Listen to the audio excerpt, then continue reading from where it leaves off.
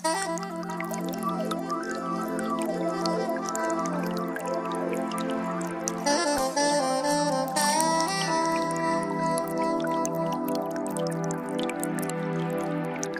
is part of the natural physics of water and other fluids to always find their level and remain flat. If disturbed in any way, motion ensues until the flat level is resumed.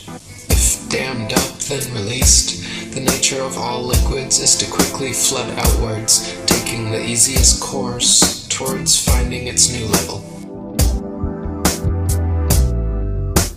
If the Earth is an extended flat plane, then this fundamental physical property of fluids finding and remaining level is consistent with experience and common sense. If, however, the Earth is a giant sphere, tilted on its vertical axis, spinning through never-ending space, then it follows that truly flat, consistently level surfaces do not exist here. There are rivers which flow east, west, north, and south. That is, rivers are flowing in all directions over the Earth's surface. Now, if the Earth were a globe, some of these rivers would be flowing uphill, and others down.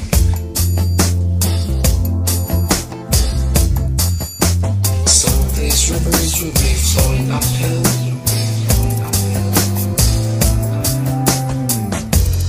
others down. Rivers do not flow uphill.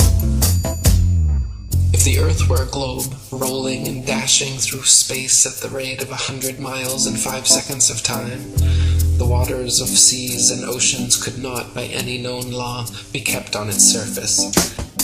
Whenever experiments have been tried on the surface of standing water, the surface has always been found to be level. To drop the theory which supposes a curved surface to standing water is to acknowledge the facts. If the Earth were a globe, the surface of all standing water would be convex. This is an experimental proof that the Earth is not a globe. There are rivers which flow east, west, north, and south.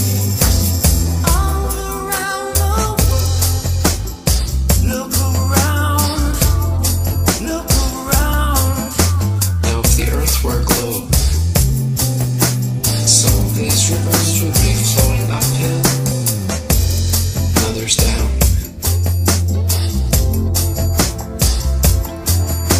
Some of these rivers would be flowing uphill,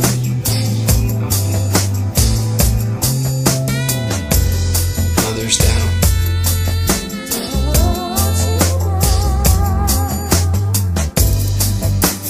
Rivers do not flow uphill.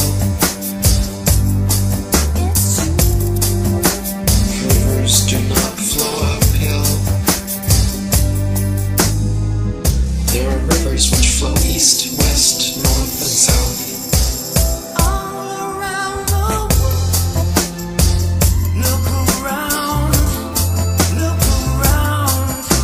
Now, if the Earth were a globe, some of these rivers would be flowing uphill,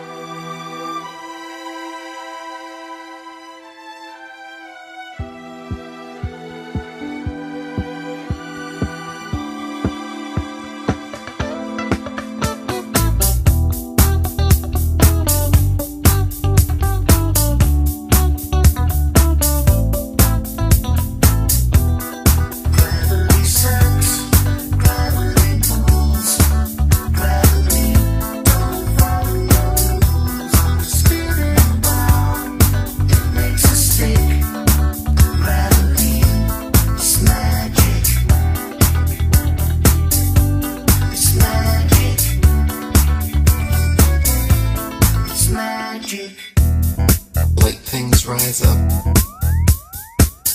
heavy things fall down. Simply a natural property of weight and density that is very different from gravity. Gravity is a hypothetical magnetic-like force possessed by large masses, which Isaac Newton needed to help explain the heliocentric theory of the universe. Gravity sucks, gravity pulls, gravity don't follow rules. On the spinning ball, it makes us sick. Gravity is magic. It's magic. It's magic. Now, even if gravity did exist, why would it cause both planets to orbit the sun and people to stick to the Earth? Gravity should either cause people to float in suspended circular orbits around the Earth, or it should cause the Earth to be pulled and crashed into the sun. What sort of magic is gravity that it can glue people's feet to the ball Earth? Gravity sucks, gravity pulls, gravity don't follow rules. On the spinning ball, it makes us sick. Gravity is magic. Gravitation is only a subterfuge employed by Newton in his attempt to prove that the Earth revolves around the sun. And the quicker it is relegated to the tomb of all the Capulets, the better will it be for all classes of society. Gravity sucks, gravity pulls, gravity don't follow rules. On the spinning ball, it makes us sick. Gravity, it's a con trick. It's magic. It's magic. It's magic. It's magic.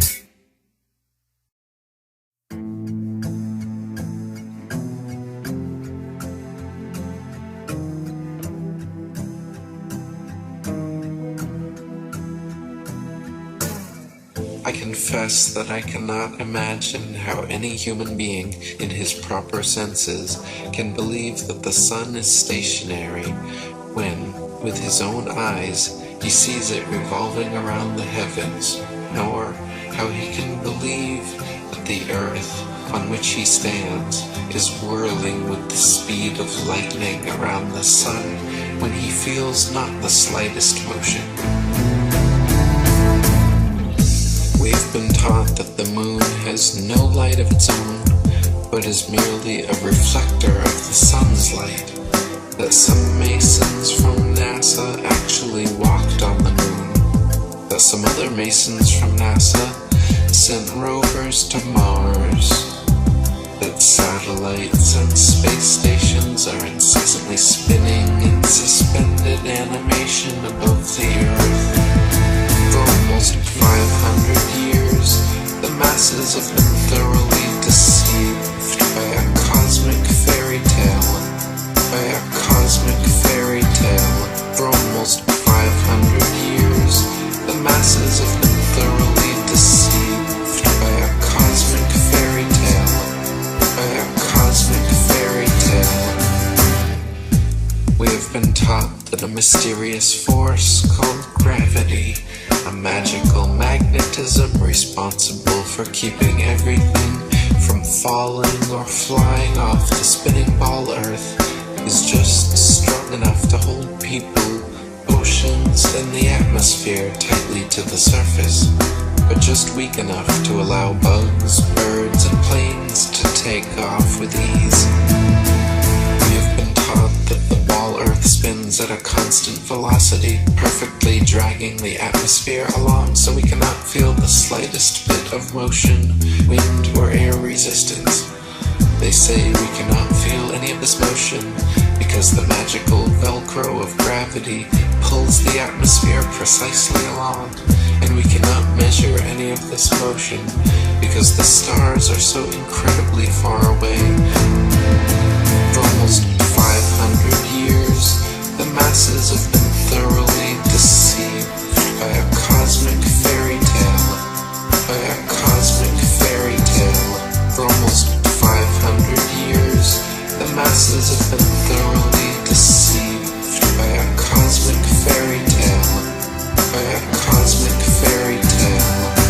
A sphere where people on the other side live with their feet above their heads, where rain, snow, and hail fall upwards, where trees and crops grow upside down,